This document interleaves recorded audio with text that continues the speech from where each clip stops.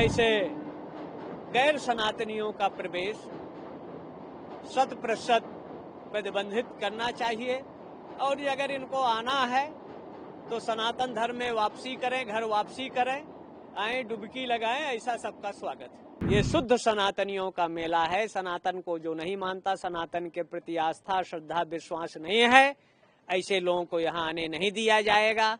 सीधे समझेंगे तो सीधे, और नहीं सीधे समझेंगे तो जैसा समझेंगे उसी भाषा में इनको समझाया जाएगा। संविधान ये कहता है कि अगर किसी की आस्था, श्रद्धा को बिगाड़ने का काम करे तो उन पर कठोर निर्णय लेकर कार्रवाई होना चाहिए। दुनिया में जो सनातन को मानता हो, सनातन के प्रति आस्था, श्रद्धा और भक्ति है, तो ये कुंभ में आ सकता है। ये विश्व के सनातन धर्मियों का सबसे बड़ा मेला है। मेला आस्था, श्रद्धा और ये ब्रह्मद्रवा गंगा, प्रेमद्रवा यमुना, अदृश्य सरस्वती के तट पर अद्भुत, विलक्षण, अद्वितीय मेला लगा है।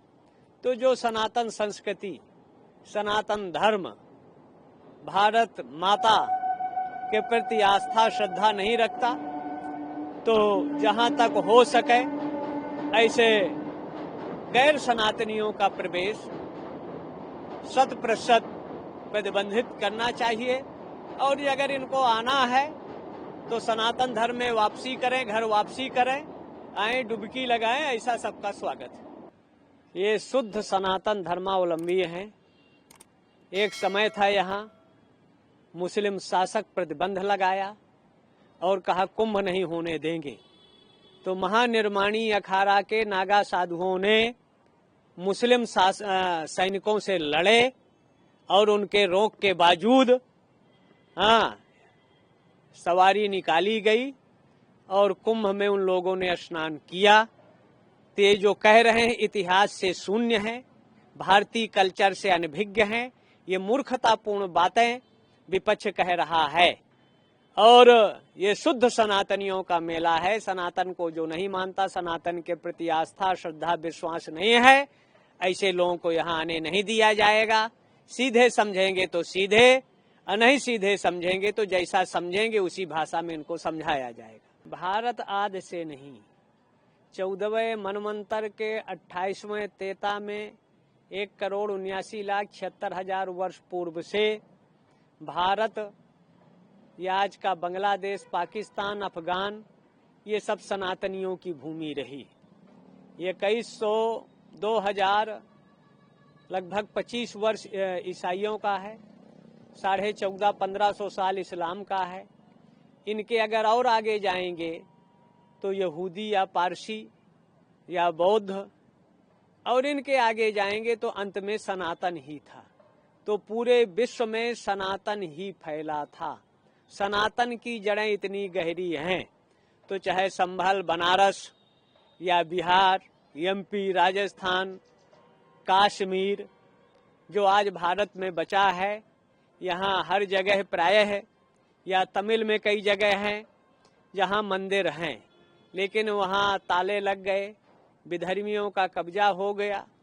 तो उत्तर प्रदेश सरकार के मुखिया हमारे योगी जी के नेतृत्व मार्गदर्शन में जो काम चल रहा है, प्रशासनिक सूझबूझ से मंदिरों को खोलना, पूजा करना, ये दुनिया में शांति, सद्भाव के प्रतीक के रूप में है। मंदिरों में अगर पूजन अर्चन नहीं होगा तो अनेक तरह के विप्लव, अशांति, अराजकता का माहौल निर्मित होता है। अगर मंदिर में देवताएं हैं तो उनका स्नान, पूजन विधि विधान से होना चाहिए। और मदनपुरा के सिद्धेश्वर शिव या संबल, सतयुग, त्रेता, द्वापर और इस कलयुग में भी हमारे राजाओं की आस्था, श्रद्धा और आने वाले भविष्य में पुराणों के आधार पर जो विष्णु के 24 अवतारों में से कल्कि अवतार का वर्णन है वो संबल में है।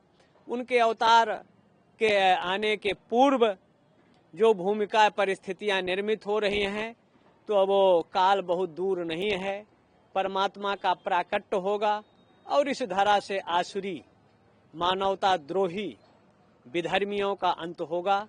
सनातन अपनी ऊंचाई को पहुंचेगा। अच्छा काम हुआ है, पूजन अर्चन होना चाहिए। और जो तोड़ते हैं उनको ध्वस्त किए, कब्जा किए।